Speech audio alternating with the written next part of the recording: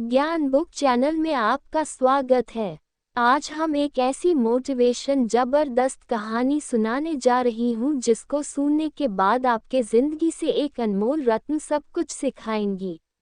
इस प्रेरणादायक कहानी को गहराई से सुने, तभी आप इसे मिलने वाली प्रेरणा सब कुछ सही तरीके से समझ पाएंगे। जब तक आप कहानी को समझेंगे नहीं तब तक आप उनसे मिलने वाली प्रेरणा सब कुछ सही तरीके से समझ पाएंगे। जब तक आप कहानी को समझेंगे नहीं तो उनसे मिलने वाली सीख को अपने जीवन में उतार नहीं पाएंगे। ऐसा ही ज्ञानवर्धक मोटिवेशन कहानी सुनने के लिए आप हमारे चैनल को लाइक, शेयर और सब्सक्राइब करके नए हो तो बेल आइकन दबा दीजिए, तो आपको नया वीडियो का नोटिफिकेशन मिलता रहेगा। तो चलिए सुनाती हूँ। एक राज्य में एक बार एक सन्यासी आया और सीधा राजा के महल में चला गया। उस सन्यासी की वेशभूषा को देखकर राजा के किसी भी सिपाही ने उसे अंदर जाने से नहीं रोका। वो सन्यासी सीधा राजा के दरबार में चला गया। सन्यासी को अपने सामने खड़ा देख राजा ने उनसे पूछा, आप कौन हैं और क्या चाहते हैं? सन्यासी बोला, मैं एक आध्यात्मिक गुरु हूँ और प्रवचन देने के लिए दूसरे राज्य जा रहा था, लेकिन अब दिन ढलने को आया है तो मैं आज रात आपके महल में ही रुकूंगा। रात बिताने के लिए बस में थोड़ी जगह चाहता हूँ। सन्यासी की बात सुनकर राजा बोला, ये एक राजा का महल है, कोई विश्राम स्थल नहीं जो आप यहाँ रात में रुकना चाहते हैं। आप बाहर जाए, वहां रहने की आपको कोई ना कोई जगह मिल जाएगी। सन्यासी ने राजा से फिर प्रश्न किया, महाराज क्या मैं जान सकता हूँ कि आपसे पहले ये महल किसका था? राजा बोला, मेरे पिता का था, क्योंकि मुझसे पहले वही राजा था।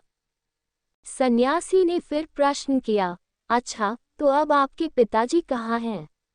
राजा बोला, अब वो इस दुनिया में नहीं रहे, उन्हीं के बाद तो मैं राजा बना। अच्छा, आपके पिता से पहले ये महल किसका था? सन्यासी ने फिर से प्रश्न पूछा। राजा को अब गुस्सा आने लगा, लेकिन फिर भी उसने शांत होकर जवाब दिया, मेरे पिता से पहले ये महल मेरे दादाजी का था और अब वो भी इस दुनिया में नहीं है। अब सन्यासी बोला, ये जगह जो ना कल तुम्हारी थी और ना ही तुम्हारे जाने के बाद ये किसी और की होगी। इस संसार में लोग कुछ ही समय रह पाते हैं और फिर चले जाते हैं। जहाँ हम अपना समय बिताते हैं वही हमारा विश्राम स्थल है। ना तुम इसे अपने साथ लेकर जा पाओगे ना ही कोई और। बताओ, ये महल एक विश्राम स्थल नहीं है तो और क्या है? राजा उनकी बात समझ गया और हाथ जोड़कर माफी मांगने लगा।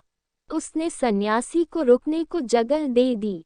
इस कहानी से हमें यह सीख मिलती है कि दोस्तों, ये बात तो हम सभी जानते हैं कि इस संसार से हम कुछ भी लेकर नहीं जा सकते।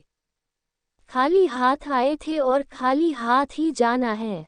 जब तक इस संसार आप हैं तो मैं या मेरा, इस चक्कर में न पड़ें। जिंदगी में धन, लोभ, लालच के पीछे ना भागें। भागना है तो खुशियों के पीछे भागें। जिंदगी का मजा बहुत पैसों में या फिर बड़ी गाड़ी में नहीं है, जिंदगी का मजा है खुश रहने में। खुश रहो, क्योंकि दूसरे के पास चाहे बहुत पैसा है लेकिन इस दुनिया से वो जाएगा खाली हाथ ही और उसके धन का भोग कोई और करेगा। और अगर पैसा होकर भी आपका जीवन दुखों से भरा है तो आपकी जिंदगी अपने आप में ही बेकार है। याद रखना और इस पर गहराई से सोचना, आलीशान जिंदगी से बेहतर है एक खुशहाल जिंदगी।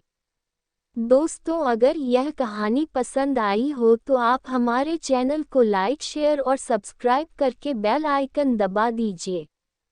आपका धन्यवाद।